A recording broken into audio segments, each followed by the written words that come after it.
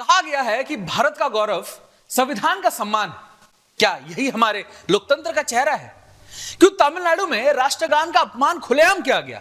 क्यों संविधान की मखौल उड़ाया गया?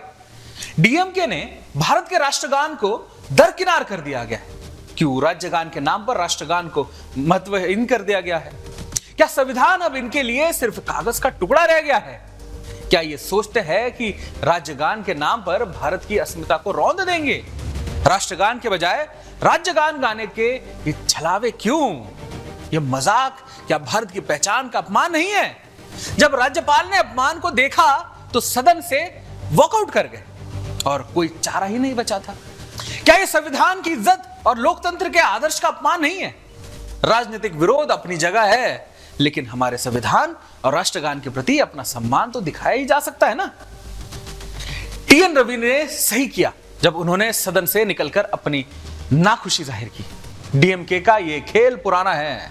पहले तो हिंदुओं के खिलाफ अनाप शनाप बकते जाओ, फिर सनातन धर्म का अपमान करो और अब देश का अपमान। क्या यही है उनका एजेंडा? पूरा सच देखिए इस रिपोर्ट में।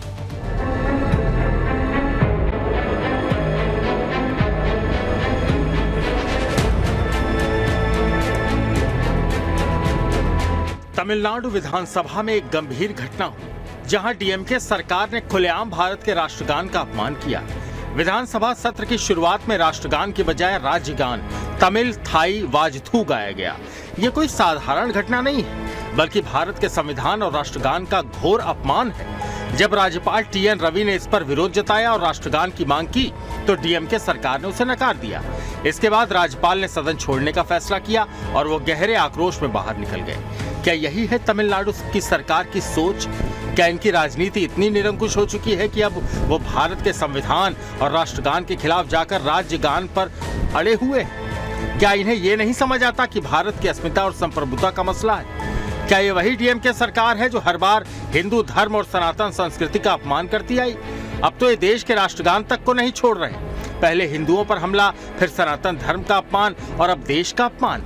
क्या ये हमारे लोकतंत्र के लिए खतरे की घंटी नहीं है? इस बीच विधानसभा स्पीकर ने मीडिया को चेतावनी दी कि अगर वो विधानसभा की घटनाओं को रिपोर्ट करेंगे तो कड़ी कार्रवाई होगी। क्या यही लोकतांत्रिक मूल्य हैं जिन्हें ये अपनाना चाहते हैं? क्या ये प्रेस की स्वतंत्रता को बाधित करना चाहते हैं? ये घटना देश के संविधान और राष्ट्रगान का अपमान है और हम इसे कतई नजरअंदाज नहीं कर सकते। डीएमके सरकार को ये समझना होगा कि ये केवल तमिलनाडु की बात नहीं, पूरे देश की अस्मिता का सवाल है। तमिलनाडु सरकार ने खुद को भारत के संविधान और राष्ट्रगान का विरोधी साबित किया है। ये वही सरकार है जो हर बार भारत की संस्कृति और अस्मिता का मजाक उड़ाती है। अब देखना ये होगा कि क्या तमिलनाडु की जनता इस शर्मनाक घटना पर उठ खड़ी होगी या फिर एक बार चुप बैठकर ये सब कुछ देखती रहेगी। Bureau report, Sudarshan news. ये केवल हिंदू विरोध नहीं, बल्कि अब यह देश की अस्मिता का अपमान हो गया है। तमिलनाडु विधानसभा में हुआ एक ऐसा कृत्य जिसने पूरे देश को शर्मसार कर दिया है। स्टालिन सरकार ने आज राष्ट्रगान का अपमान किया और यह कोई मामूली बात नहीं है दोस्तों, बल्कि यह तमिलनाडु की सरकार की नया पैटर्न बताया जा रहा है।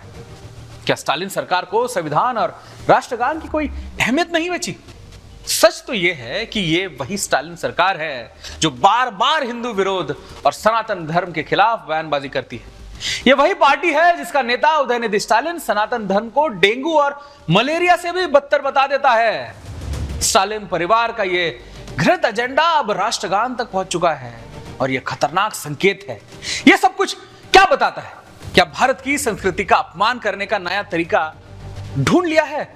और इस सब में सबसे चौंकाने वाली बात यह है कि जब राज्यपाल ने सदन में राष्ट्रगान बजाने की अपील की, तो स्टालिन सरकार ने एक बार फिर संविधान और देश के सम्मान को ठुकरा दिया।